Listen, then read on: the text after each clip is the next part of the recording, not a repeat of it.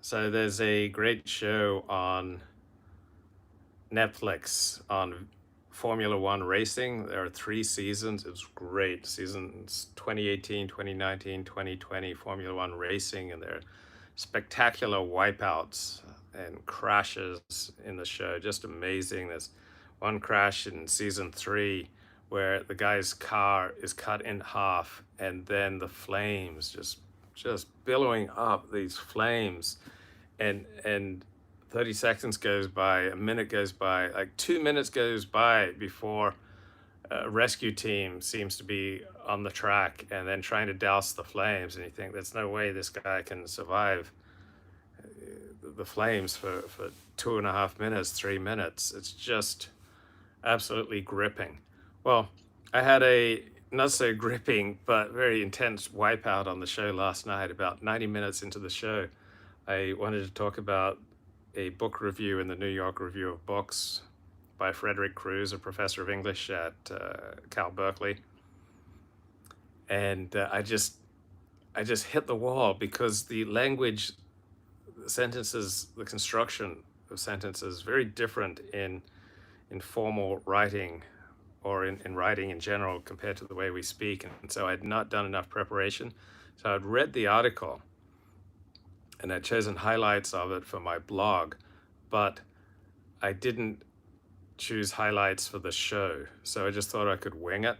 And the show was going along great for 90 minutes. And then I just hit the wall trying to articulate and turn this thoughtful academic book review in the New York Review of Books into something that I could just talk about on the show. And I was struggling, and everyone was going, "Oh, Luke's lost it again." And I just hit the wall. I was struggling to turn this book review into a segment on the show. And the problem was that I hadn't done enough preparation. I hadn't just pulled out the key points of the book review so that I could talk about it spontaneously. Instead, I was reading things that I wasn't fully connected with and that were meaningless to people, and I just lost the audience. I went from 40 live viewers to 18 live viewers in about 5 minutes. And it's like, oh man, not again. I hadn't done adequate preparation. I hadn't pulled out the key points that I could then talk about spontaneously. And man, this has happened to me like 300 times before. When am I ever going to learn? I've been taking this course from radio.co. They've got an excellent YouTube channel on how to be a better radio presenter. They're in the United Kingdom, so in Australia and the United Kingdom, they talk about radio presenters more than radio hosts. And the last segment that I'd listened to was on voice quality, and the biggest problem for people in radio is monotone voice quality. You don't want to have that. And the challenge of reading anything on the air, because it tends to start deadening the spontaneity and the excitement.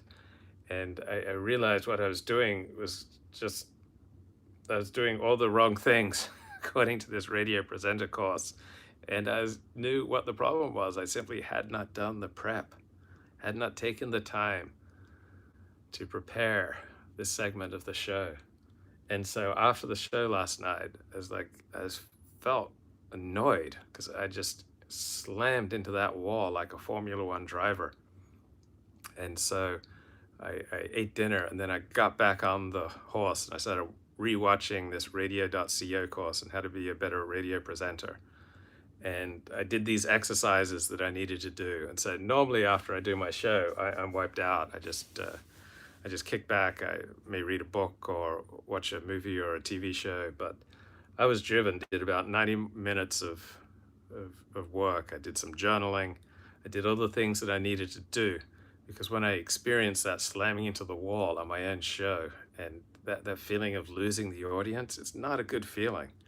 And knowing that I'm repeating a problem that I've committed about 300 times before, it's like, okay, 40, you got to do the prep, you got to do the work, and that way you won't embarrass yourself when you go do the show. And so the humiliation of failure, it was like an analogy. I was talking about it with a friend of a little piece of sand in a clam whatever can turn into a poll. So I'm going to use that irritation to spur me to do more prep work for my show. I'm loving Luke Ford's latest turn against a former obsession. One day Tucker is playing every night to close the show. The next day he's a pariah. Well, I have ambivalent feelings about Tucker. Overall, though, much more positive feelings about Tucker than negative. So Tucker is a unique voice. He's the most important commentator around. At the same time, I want to acknowledge that there are some legitimate criticisms of him. So sometimes, I'll just see the positive in what a guy's doing, and then I'll see the negative. And so I'm a very changeable person. So many people, like Kevin Michael Grace, is very consistent. I think JF Garapi, very consistent. I'm not very consistent. I'm more a personality who sees things from different angles, but I may not see the other side for months or years. And then suddenly I see the other side. And so I turn. Tucker has weaknesses. I don't like when he does Hannity style tactics. I don't like it when he's unnecessarily mean. I don't like it when he puts on bad information. Like when he had Alex Berenson on about 20 times and some other loony guests. And I think he's way too populist. He goes for the easy applause. I think it's very easy to get sucked into what your audience likes and to keep feeding them what they like, even when you realize that it's not true. You're giving them a distorted view of reality so you can keep them enraged.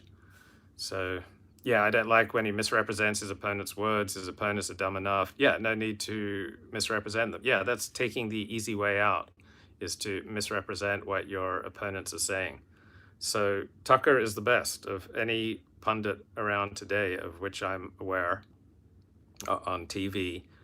And I think overall he does good work, but there are weaknesses. And I may not see the weaknesses, or I just may not feel like mentioning the weaknesses, particularly in a run-up to an election. One tends to get much more partisan.